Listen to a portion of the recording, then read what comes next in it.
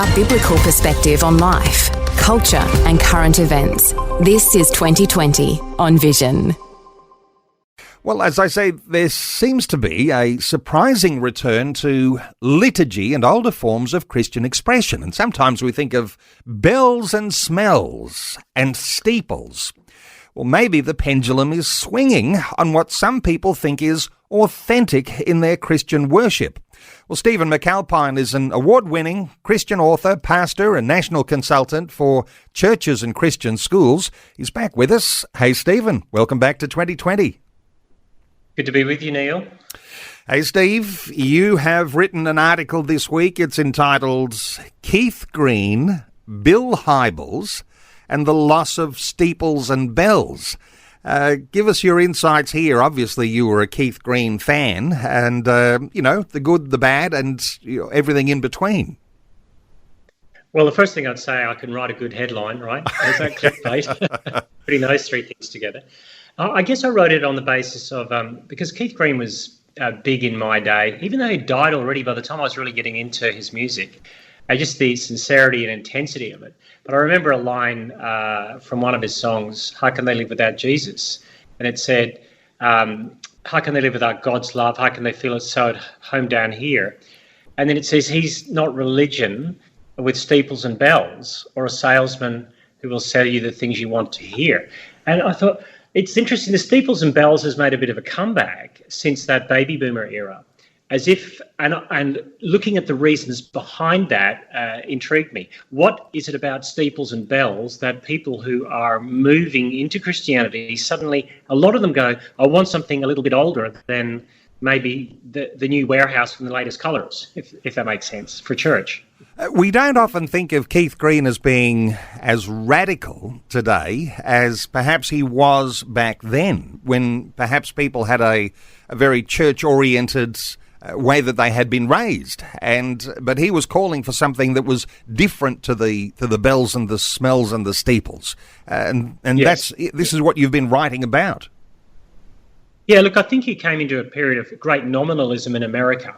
And I think Bill Hybels, and the reason I mentioned Bill Hybels as well is because the seeker-sensitive movement was to try and reach the de-churched person who was still vaguely in a Christian framework. And if they just had the right way to present it, they would see the truth of it. So he spoke into an era of nominalism, Keith Green did, which steeples and bells were the boring, you've got to sit in itchy pants in church and listen to a sermon you don't really care about, to people who had an experience of Christianity. But today you've got people who are a couple of generations on from that who've zero experience of Christianity. And I'm not saying everyone's going to steeples and bells or even church, but we're living in a cultural moment of a lot of seismic change, and people are saying, is there something older than us that's more stable than us that we could rely on? And have we let go of things that we should have kept to? And I think that's part of the issue. So for Keith Green, there was a call for people to get away from the structure, because that was the thing that was keeping people maybe oppressed, or in some ways nothing was happening with their life because they were just sort of stuck in a pew in a big old church that didn't really mean much at the time. So the lack of structure what he was appealing to, but you're saying that the pendulum seems to have swung. Now with all the lack of structure, people are saying, where is some structure? Where is some foundation? Is that what you're saying? It is. And part of the issue for us as evangelicals is that many of us over 40 years have said no creed but Christ. But really, we've all got a creed, right? It's just unspoken. And so Carl Trueman, the English scholar who lives in the US now and theologian and writer, has written books about how the creeds of the ancient church are good guide rails for Christians. And they give us a framework for what we actually believe. And I think that's what we need to take into consideration, that people coming from nothing are going, what's stable about this? What is it that Christians over thousands of years, 2,000 years have believed? Church, and look, we do church with modern music and things like that, but we'll stop and we'll say to people from the front, here's a statement of Christian belief that Christians have said for 2,000 years. And just in the very act of saying that, we're saying, this is older than us. We didn't make this up. And I think that's part of the the search by people today. So you do see it in the famous, the Russell Brand conversion, or the public intellectual A. and Hersey Alley. They go to conservative and ancient, not ancient, but liturgical expressions of church. And they don't go to churches that are a little bit more sort of wide on what they believe. They say, no, we want to see what this actually has said over thousands of years because we've been looking for something. So it's not just about preference, I think. It's about meaning and direction. So it's not just about I like liturgy or I like modern music. It's about what's stable. I think that's key in our cultural moment. And so from Keith Green, you had this call to a little bit more radicalism. It's get out of the church, the bricks and the mortar, the pews, the steeples. And that sort of grew into something in the 1970s and the 1980s. And you've been reflecting on things like a seeker-sensitive movement and naming the name of Bill Hybels, who's been through all sorts of ups and downs, not necessarily highly considered in so many circles, and some moral failure, I think, in there as well. But so Bill Hybels, what did his seeker sensitivity add to the picture that you're creating today? Well, look, I wouldn't want to bag things out too much, because I think seeker-sensitive isn't an awful thing. In the sense that we want to lower the gap between what our message is and how people hear it. So Bill Hybels was speaking into that baby boomer era of people jettisoning the past because it hadn't worked, and he was looking for a way to get the message across in a way that did work. I think the extreme of it, though, was a church begins to look like the mall. And then if it looks like the mall, you start to operate as a consumer. And then it's the stakeholder, us, setting the agenda of what church needs to look like. Where the more traditional version said, this is what Christianity is. It's this framework, and we can put guardrails in to maintain the what the faith is about. And that's become attractive to people in an era of rapid discontinuous change. And it's not just churches. You'll see that there's very many groups out there saying, hey, we'll show you the way, or we'll show you the way. So the church is actually battling to have a very clear voice in the midst of some stuff like cults are out there, and there's other spiritualities. And I don't think it would harm us to say, let's be very clear about the ancient nature of the faith and what it has stably offered down the centuries. Okay, so you've got Keith Green and Bill Hybels, and let's just say the whole seeker-sensitive movement, on the same page here. And in some sense, drawing contrast between what was old and what ought to be new, and where people will seek after faith, or where people are more likely to be attracted to come to faith. You've thought of this even in a salesmanship kind of way, because there's something that gave way to a different way that the church was marketing itself. How do you describe that? Well, I wouldn't say Bill Hybels went into it with a salesmanship. He was going into it with how do we reach people with a context they know.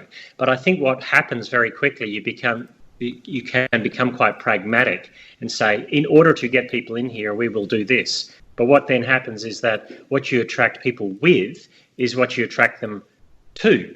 And so you might end up having a situation where it's much more consumer-oriented. I think both Bill Hybels and Keith Green saw a problem that their generation was falling away at a rapid rate. And so I don't think they were, plotting anything. I just think they had different ways of looking at how to solve the issue. And we learn lots of things from Keith Green, and we learn things from how Bill Hybels talked about church growth. But in the end, neither of those things have stopped the rapid decline of Christian attendance in church across the West.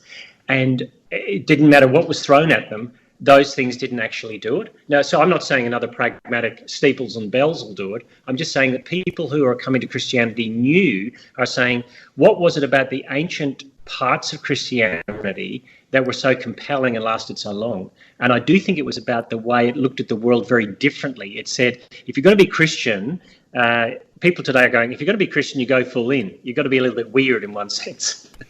Okay, well, maybe you and I might fit that bill there. But look, come back to this steeples and bells. And I know that in your latest article, and I'll point listeners to it because I know there'll be a lot of people interested to have a read and just take in some of these things a little bit more carefully. But steeples and bells, the loss of those, you describe that as losing the final safety brake. So there was something that had built up over you could say thousands of years, with these cathedrals, old churches, the steeples, the bells, the liturgy, those things that didn't change. But there was a safety brake that went away, and all of a sudden church became, how do you become attractional and bring people in without the history or the baggage of the past? Give us your insight here in what's changed to make it the way we tend to do church today. Well, I think it's the modern person and the idea of progress, that we have to get rid of the past in one sense in order to be authentic and slough off the old. And there's a sense to that as well. It's formalism itself isn't Christianity. Jesus is what we need and who we need. And so we want him to be showcased. But when the other thing I'd say is that people are going, the steeples and bells point to a time when God was heavy in the public square, that the steeples were the tallest buildings in the city and the bells were the things you heard that gave you references to time. And so our discipleship as a Christian was lived according to, it looks real in the public square, but if you go to a city today, the steeples have been passed in height by every other building. So commerce matters the most. The rhythm of life is dictated by the phone, by the end of financial year, by the tax year. And so what you get, this thinning out of what we call the social imaginary of Christianity. It loses its weight. And so you're even seeing modern expressions of discipleship coming in saying we need to bring in a sort of modern pattern of how you do discipleship life, of liturgy. And so there are new books out about how you bring the disciplines back into your life, because everything in the culture will push against that at the moment. And I think people who are tired of all the busy modern life are going, is there something in this old and ancient way? You talk about a resurgence in Christianity. We talk about that on this program a fair bit and highlight those good things that you can see around the world. But a resurgence of young people interested in Christianity, and often not so much in the glitz and the glamour and the bright lights and the loud music, but actually towards the steeples and bells direction. That might for some seem a little bit unusual, but how do you reconcile this idea that young people are actually interested in tradition? I think it's partly because we've had a few generations of no tradition and seen where it's gone. So what I find encouraging with a lot of young people today, it isn't so much that they can't have a good building with good music and dark and things like that, but they are saying, is there something about this that is stable? I think it's the stability aspect that's key in a culture that's very unstable. And if you're in a setting in which your gender's unstable and the World War situation's unstable, I'm not going to be able to afford a house, people are saying, is there anything in this world that's stable? Is there anything that is firm? Now, we believe that's Jesus and his gospel and the church that's built from it. And so what they're experiencing is there something other people... I'm finding young people are much happier to go, I want some older people around me. They don't have parents necessarily around them. They don't have older people walking alongside them. And if they do have people who they can look to, who can shape them, they're doing that in church as well. So I find that that's an encouragement, that they're looking to people to shape them, and they're looking for ways of doing Christianity that will help them navigate a very searing world in which there's so much change. Stephen, you seem to think of, the big church buildings with the steeples. And you're saying that there's a message that's attached to the symbolism, perhaps, of what has stood the test of time, that's been there maybe even hundreds of years, in different other parts of the Western world, thousands of years, but there's a message that goes a little deeper, a formation of the discipleship way of people looking at the world. What is it that's so special about that history and that heritage of the past that's so powerful for us now in the present? A couple of things. I think, first of all, our buildings, we shape our buildings and then they shape us. And so, in a sense, you go through a graveyard in an ancient church to remind yourself that that's the end of all of us. So you're not welcomed by people at the door smiling. You're welcomed by the graves of those who've gone before, the faithful. So that everything is very interesting in how it's put up together, which is why you go to a church today and a stage is central, rather than, say, in the pre-Reformation age, it was an altar, and then in the Reformation age for Protestants, it's a pulpit. So everything in our furniture of how we put things together says something about what we value. And I think that's critical. So also, we've become so rootless from history that people are looking for something historical. And I think that's also critical. And I mean, you see it in a funny way in that young people are returning to vinyl records after you threw your whole collection out 30 years ago, because it was something tangible that they could hold on to. And I think that's part of the issue, that I'm seeing new liturgies, new ways of doing liturgy that build rhythms into your life, because, you know, your iPhone becomes liturgical to you because it takes you away from patterns of life, and it gets you into doom scrolling. And people are saying, is there something that will take me out of this, get me onto the off-ramp off the freeway of this busy life? And I think quieter traditions will do it. That doesn't mean lots of people are becoming Christian and ending up in those churches. I don't think we've bottomed out. But I think when people return or come to Christianity the first time, they're often looking for something that's older than themselves, that points to something more. Is there also some truth in the thought that if you had a church upbringing and you were in a more traditional church, and the bells and the smells and the steeples and those sorts of things were what you understood about your faith in those early years, but as so many people do, they turn on their faith and they think those things are for children, and now I'm an adult, I'd go and do my own thing. But later in life, when you're starting to recognise that there's got to be something more to all of this, going back to those things that shaped you early. And that's where I think liturgy makes a huge difference, because that's the place you recognise where God is in those liturgical formation opportunities that church offers. Any thoughts here for people later in life and thinking about connecting with God?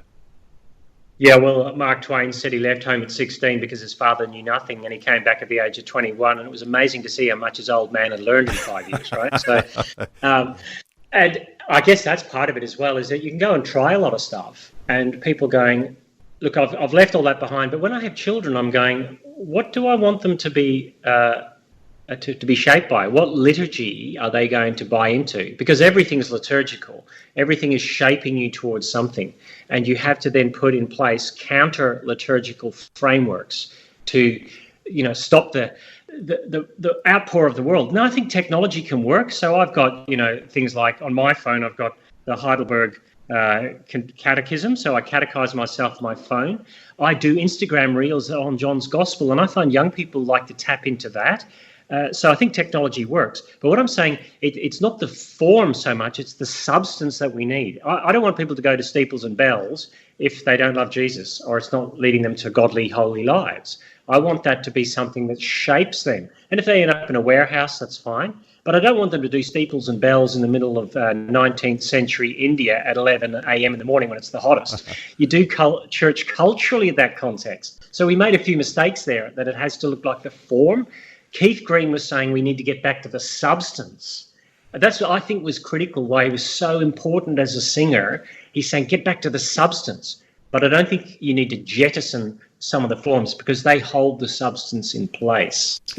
You have to be able to hold two together, don't you? Recognising Yes. the value of the history and also what that means for us in the present, and to be able to have a vibrant, alive, awakened faith in Christ, but having a context by which that's outworked without being too critical of the past, and even appreciating what the past has given to us in the steeples and the bells. Hey, I want to point people to this article because for some this might be confronting even. How dare you, Stephen McAlpine, start to Never say... done that. So the article you can find on Stephen's website, stephenmcalpine.com. StephenMcAlpine.com. We mentioned the title of the article, Keith Green, Bill Hybels, and the Loss of Steeples and Bells. Looking for a toe or two to stand on, and no doubt you can probably interact with Stephen too via his website. Stephen McAlpine's an award-winning Christian author, pastor, and national consultant for churches and Christian schools. StephenMcAlpine.com. Stephen, always great getting your insights. Thanks so much for joining us again today on 2020. Great to be with you today, Neil. Thanks a lot for having me. Thanks for taking time to listen to this audio on demand from Vision Christian Media. To find out more about us, go to vision.org.au.